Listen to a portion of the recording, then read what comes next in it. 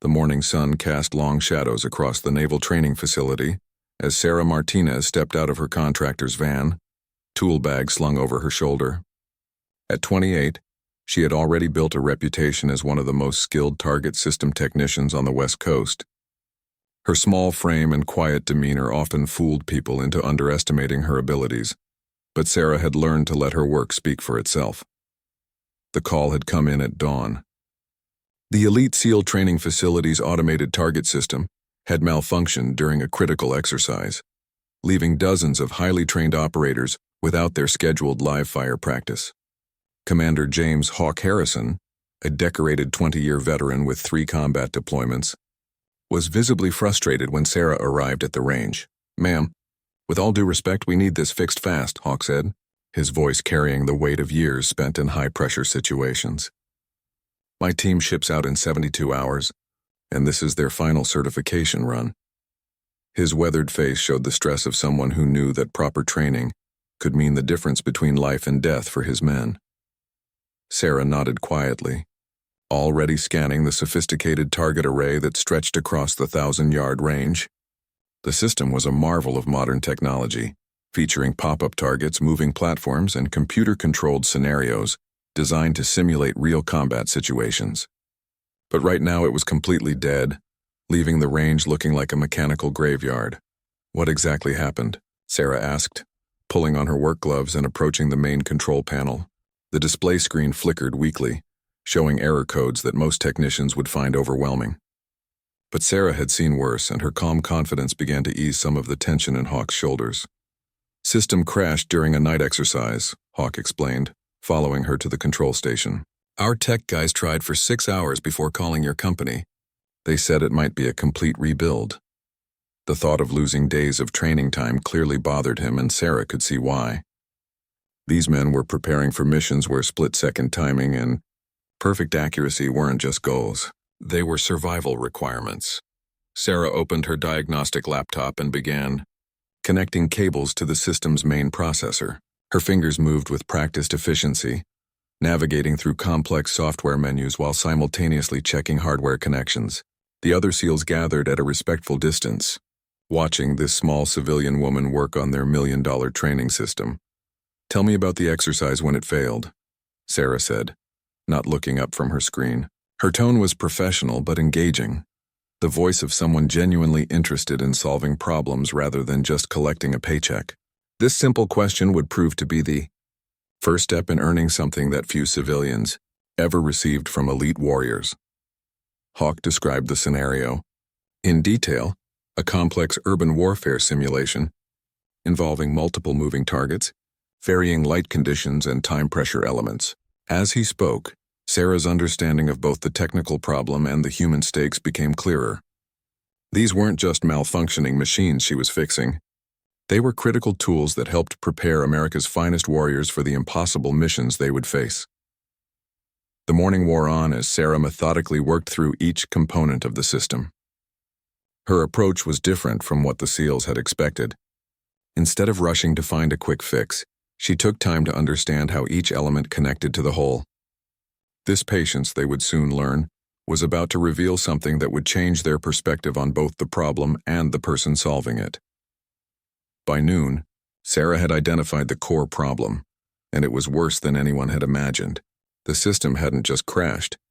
It had been slowly degrading for months, masking deeper issues that could have led to dangerous malfunctions during live fire exercises. As she explained her findings to Hawk, his expression grew increasingly serious. "Commander, your previous tech team was basically putting band-aids on a broken leg," Sarah said, pointing to corrupted data files on her laptop screen. "These error logs show the system has been compensating for hardware failures that should have triggered automatic shutdowns. You've been training on borrowed time." The revelation sent a chill through the gathered SEALs. They had been conducting high-intensity exercises with weapons and explosives on a system that could have failed catastrophically at any moment. Hawk's jaw tightened as he processed the implications, not just for current training but for the safety of every operator who had used the range in recent months. "How bad could it have been?" asked Petty Officer Rodriguez, one of Hawk's most experienced team members. His question carried the weight of a man who had seen enough combat to know that equipment failures in training often predicted disaster in the field. Sarah's answer was sobering. Worst case? Targets failing to drop when hit, giving false feedback on accuracy. Moving platforms continuing to operate during ceasefire commands, or timing systems failing during coordinated team exercises. She paused, letting the implications sink in.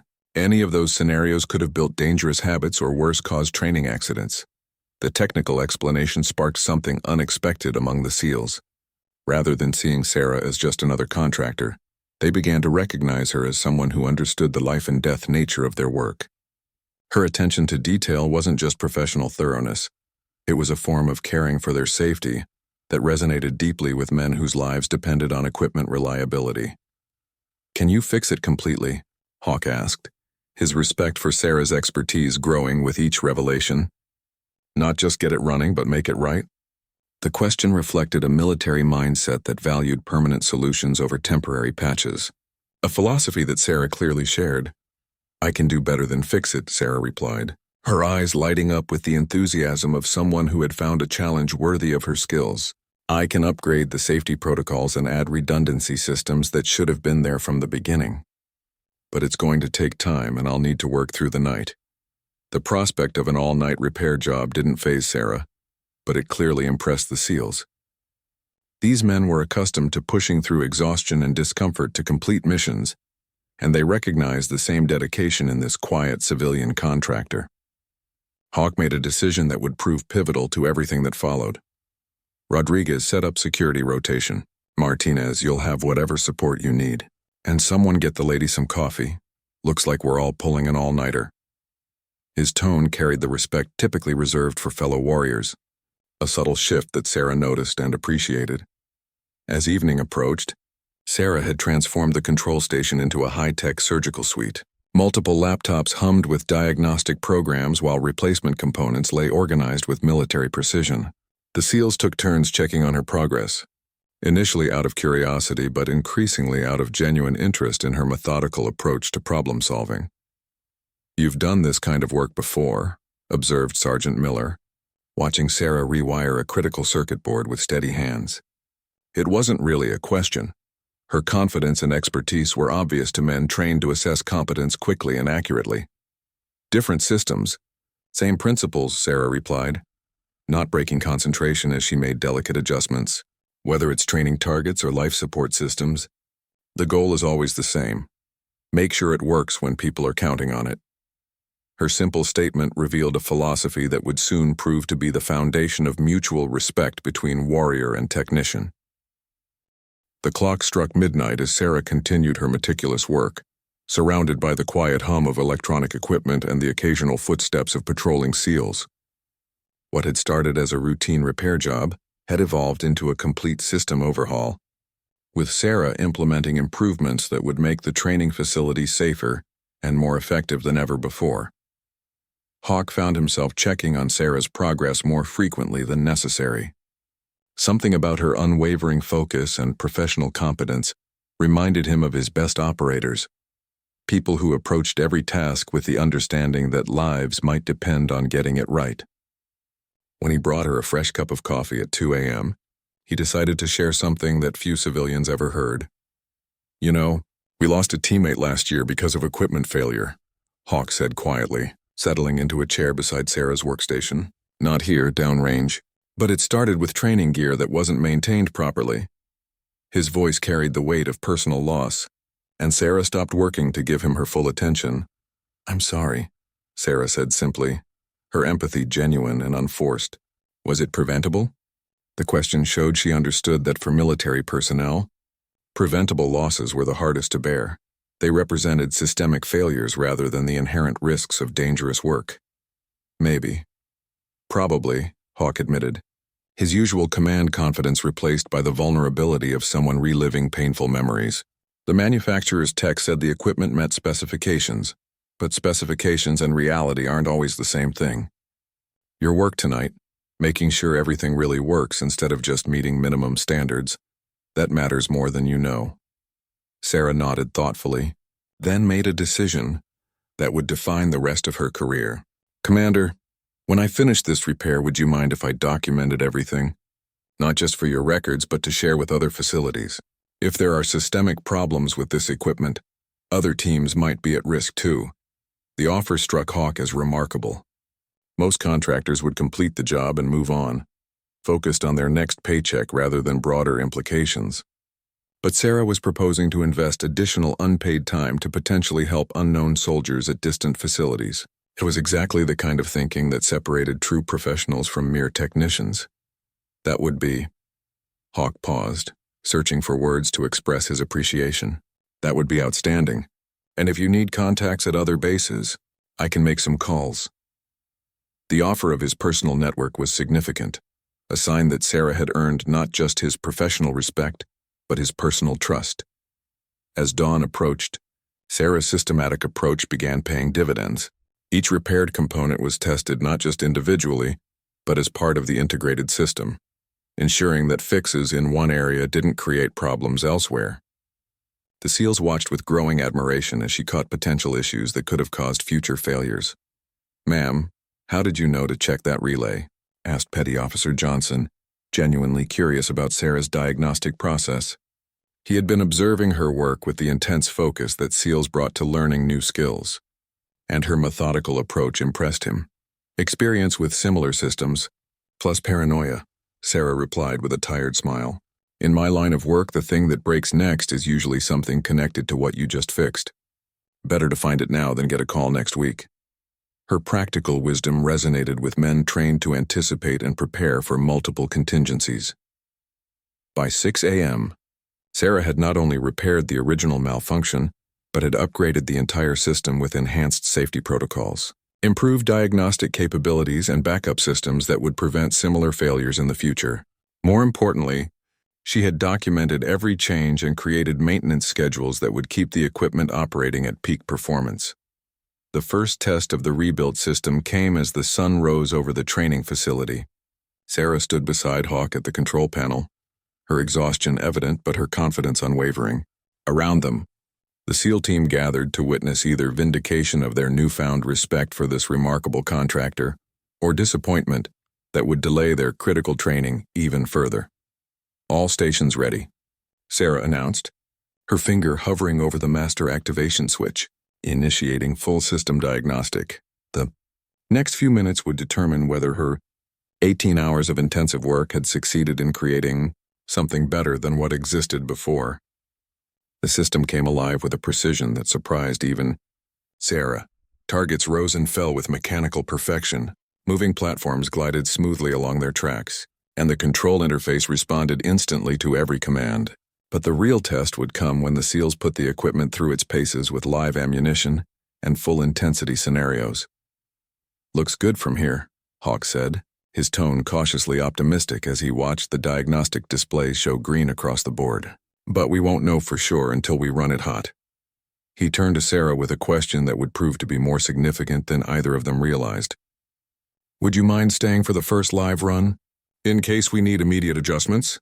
Sarah's initial instinct was to decline.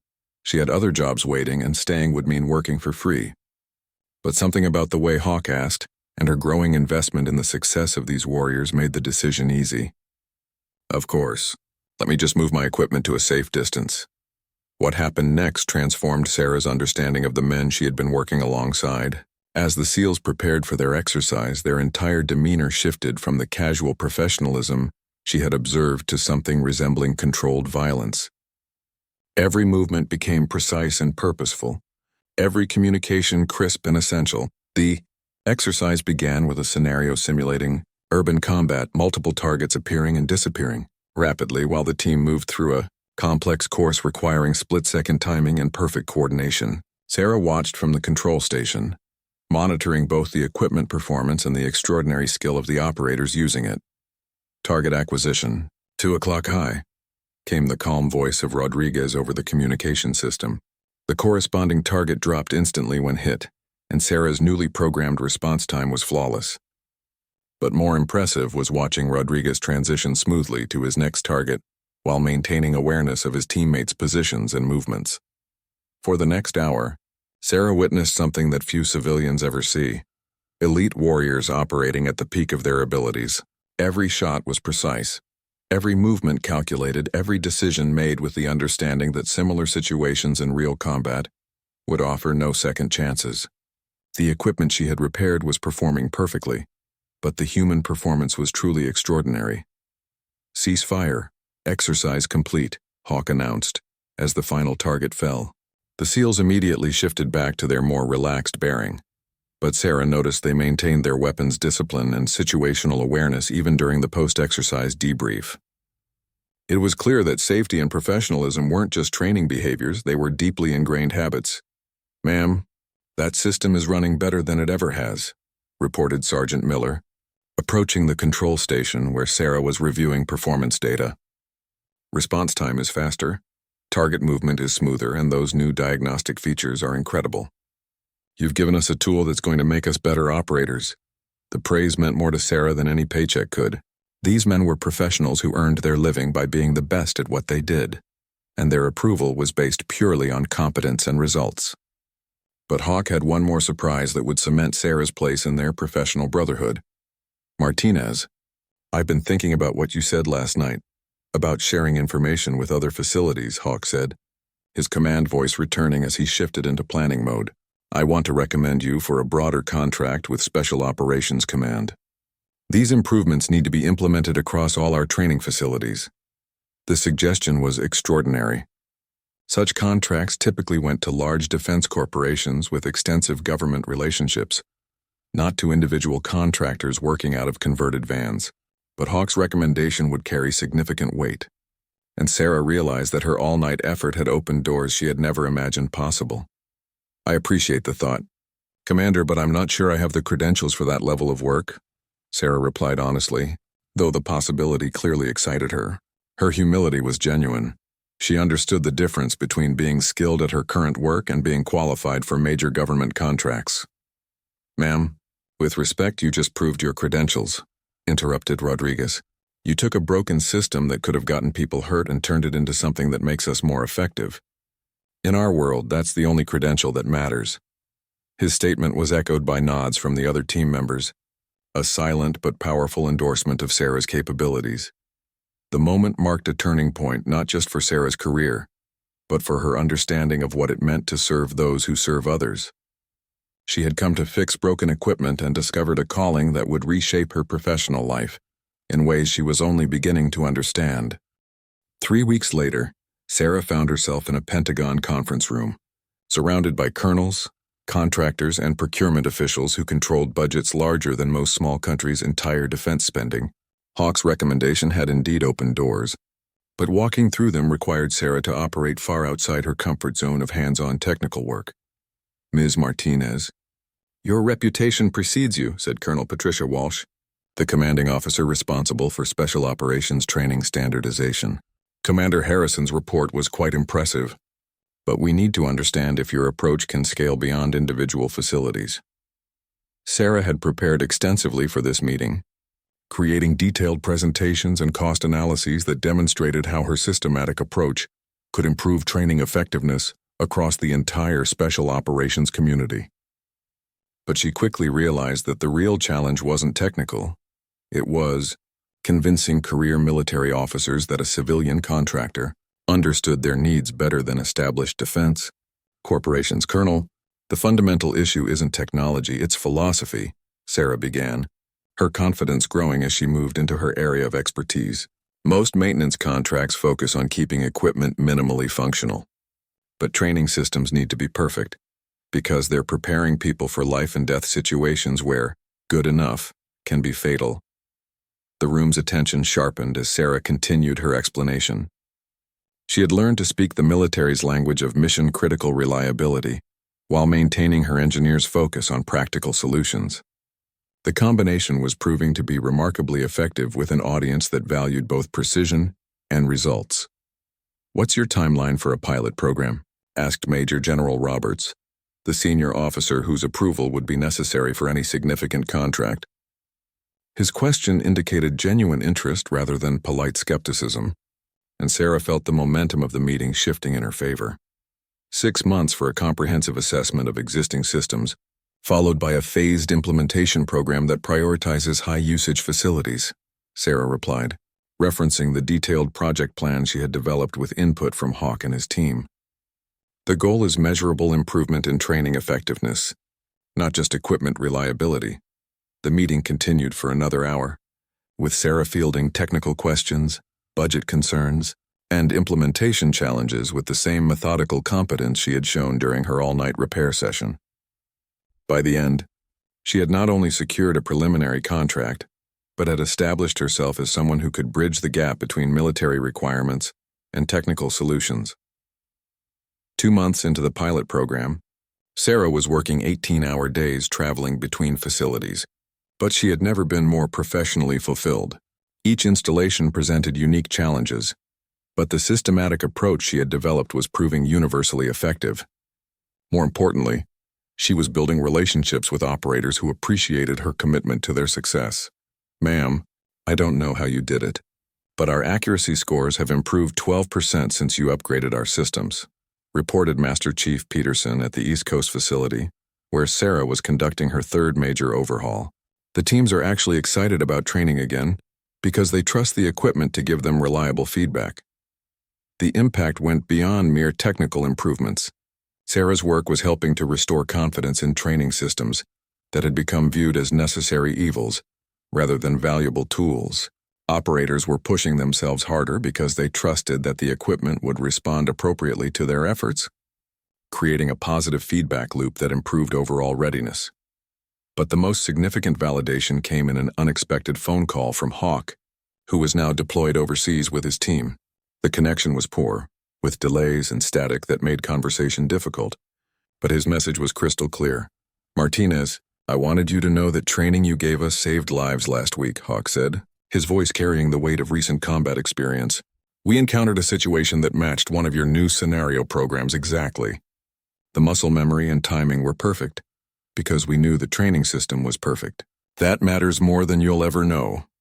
The call lasted only a few minutes, but its impact on Sarah was profound. She had always understood intellectually that her work contributed to military readiness, but hearing direct confirmation that her efforts had influenced real combat outcomes transformed her sense of purpose and responsibility. That evening, as Sarah worked late in her hotel room preparing for the next day's facility assessment, she reflected on how dramatically her life had changed since that morning when she arrived to fix what she thought was a simple equipment malfunction. The broken target system had led to something far more significant than a repair contract.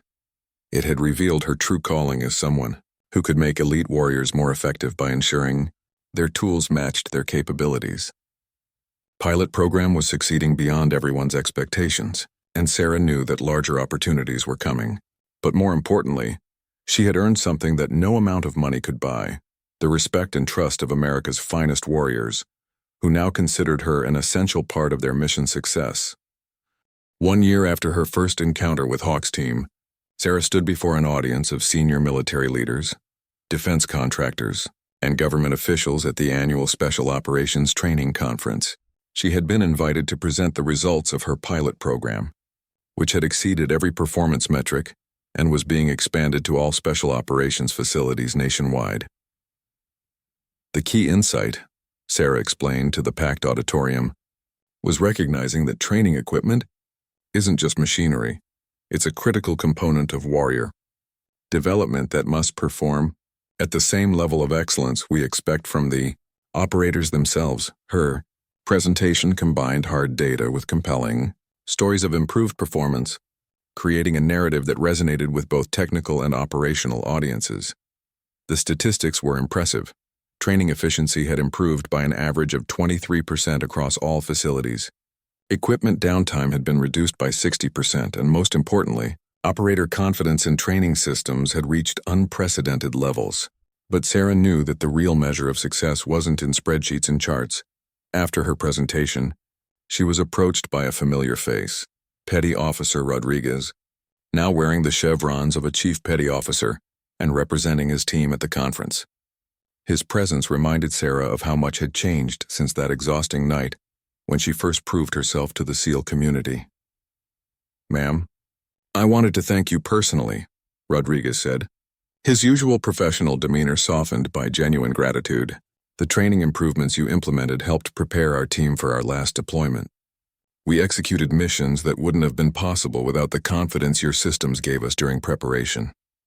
The conversation was interrupted by Colonel Walsh, who approached with news that would mark the next phase of Sarah's expanding role in military readiness. Ms. Martinez, I have a proposition for you. We're establishing a new position, Director of Training Systems Innovation, and we want you to consider it. The role would involve overseeing training technology across all special operations units. The offer represented a level of responsibility and recognition that Sarah had never imagined possible when she started her small contracting business.